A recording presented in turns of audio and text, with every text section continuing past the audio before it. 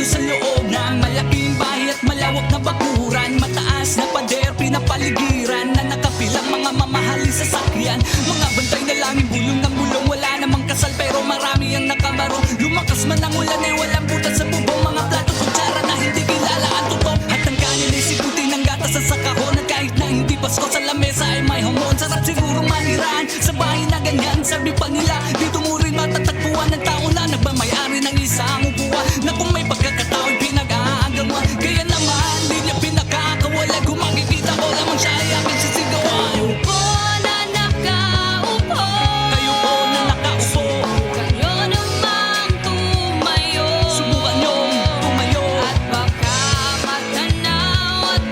matanaw ninyo at tunay na kalagayan ko.